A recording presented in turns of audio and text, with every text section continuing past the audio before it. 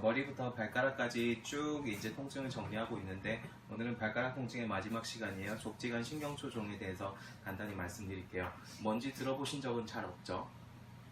하나씩 알려드릴게요. 가끔 이런 분들이 있어요. 걷다 보면은 요 세 번째, 네 번째 혹은 두 번째, 세 번째 발가락 고기만 저리거나 둔하다고 가끔 이런 분들이 있거든요. 이런 증상이 있을 때 뭐 디스크도 아니고 아무렇지도 않다는데 이런 분들이 종종 있어요. 그럴 때 요 족지관 신경초종을 가장 먼저 의심하게 됩니다.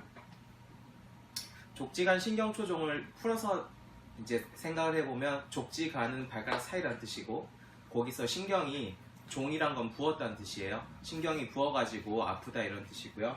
요 발가락 중족골 사이에서 신경의 껍질이 이렇게 비벼지면서 마찰이 일어나서 부어버리는 거예요. 이제 그때부터는 신경이 자극받으니까 통증도 오고 저리고 그렇겠죠. 주로는 요런 세 번째, 네 번째에서 눌리면은 이제 세 번째, 네 번째로 가고 두 번째, 세 번째에서 눌리면 두 번째, 세 번째로 가고 이런 식으로 증상이 나옵니다. 이렇게 저린 증상이 나오고 둔하기도 하고 이렇게 되는 거죠.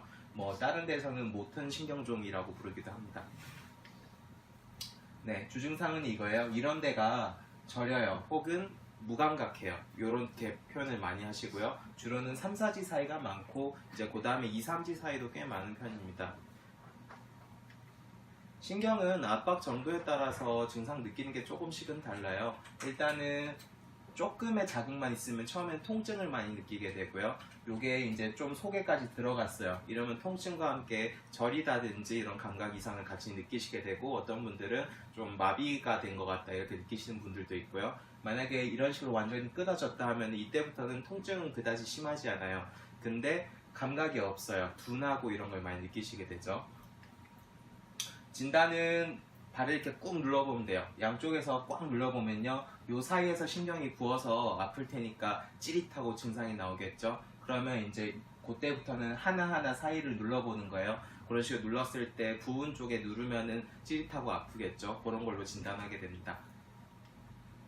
네, 피해야 될 게 몇 개 있는데 첫 번째는 볼이 넓은 신발을 신어주는 거예요. 볼이 너무 좁은 신발을 신어서 이쪽에 압박이 심해지다 보니까 증상이 많이 나오거든요. 그래서 좀 발 편한 신발을 신어주고 특히 여성분들이 많은데 이 하이힐을 자주 신으셔서 그래요. 하이힐을 신게 되면 이쪽에 체중 부하가 많이 걸리게 되잖아요. 그러면서 증상이 나오시는 거니까요. 만약에 이런 증상이 있다면 하이힐을 좀 피해 주시는 편이 훨씬 좋습니다. 네, 치료는 주겸 약침을 해드리는데 이 약침은 주겸이랑 유황 성분으로 되어 있어가지고요. 주겸은 신경을 강제적으로 좀 안정시켜주는 그런 효과가 있고 유황이 그 주변의 염증을 좀 가라앉히는 그런 효과가 있어요. 그래서 어디에 신경이 좀 부어있는지 찾아가지고 그쪽에 직접 놔드리면 통증이 좀 빨리 해결되고요. 그리고 그래도 해결이 안 되는 경우가 있는데 그 주변의 조직들이 유착이 너무 심해가지고 신경을 짓누르면서 회복이 안 되는 경우가 있어요. 그럴 때는 요 끝에 끌이 달린 도침이라는 걸로 그 유착된 부위에 구멍을 이렇게 조금 송송 내주면요. 그쪽으로 혈액순환이 다시 일어나기 시작하면서 이런 증상이 더 빨리 해결이 됩니다.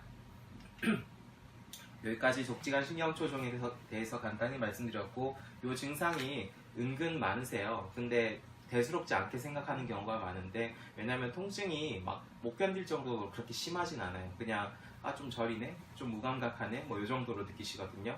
근데 이게 손상이 많이 진행되면 회복이 어려운데 손상이 조금만 있을 때는 회복이 굉장히 빠른 병이기도 하니까 조금만 증상이 있으면 얼른 치료받으셨으면 좋겠고요.